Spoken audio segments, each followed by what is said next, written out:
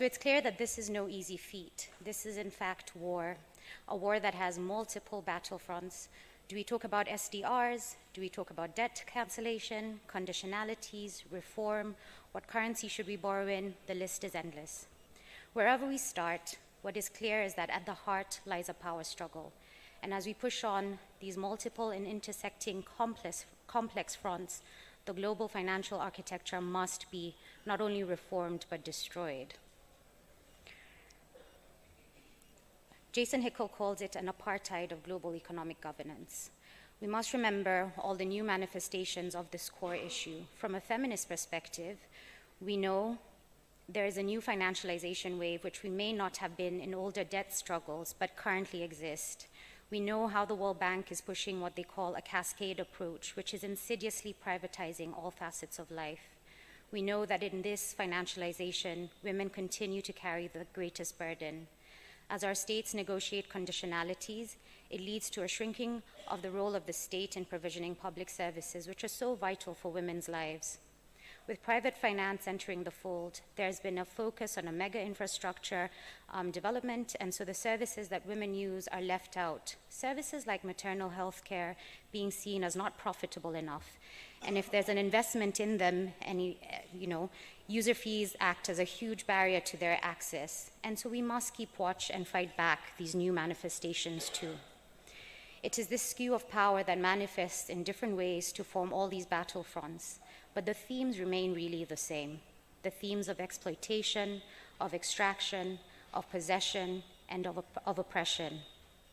And so I have many questions, and I hope these 3 days start to pick at them. And the good doctor began to pick at them very well. How do we build towards a transformative debt justice with those themes of exploitation, of extraction, of possession, and oppression underpinning Africa's relationship with the North? How do we talk about transformative debt justice without talking about reparations? The slave trade calculated at today's minimum wage in the US was an equivalent to a $97 trillion investment into a Northern Hemisphere economy. That's 222 million hours of free labor from 1619 to 1865. This figure doesn't even calculate the unrecognized labor of women. Women who did all the labor in slave homes to ensure that those slave communities were held up to provide this free labor. And our struggles must be rooted in a history that itself is a struggle because the current economic order pushes a narrative that is ahistorical, apolitical, and completely blind to a gender question in its framing.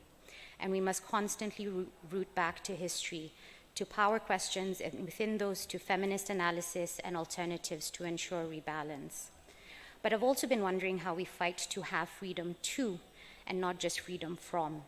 And how does this seemingly small shift of framing, how and what we are fighting for, look like? And from the women's movement, I wonder whether we must choose between equality or liberation. In a fight for the people on this continent, that fight must not be centered on the needs, just on the needs of our people, but on our aspirations, our dreams for ourselves, and the dreams for our children. And so as we fight for the aspirations for this continent, our fight must also be embedded in an ability to dream and to imagine. We sometimes lose that in what is becoming the industrialization of the space that we work in, writing proposals, coming to conferences, doing work plans. And we must go back to the political work of dreaming and imagination. And as we go into these next 3 days that are so exciting, I invite you to have the courage, the audacity to dream a little, to imagine a new world for all of us here on this continent. Lola Olufemi says imagination is the most powerful tool that the feminists have at our disposal, and we would like to invite you to share this tool with us. And I leave you with a reminder of the words of the great Sankara, who's one of my favorites. You cannot carry out fundamental change without a certain amount of madness. In this case, it comes from nonconformity, the courage to turn your back on the old formulas, the courage to invent the future. And I hope these 3 days begin to invest in a new future.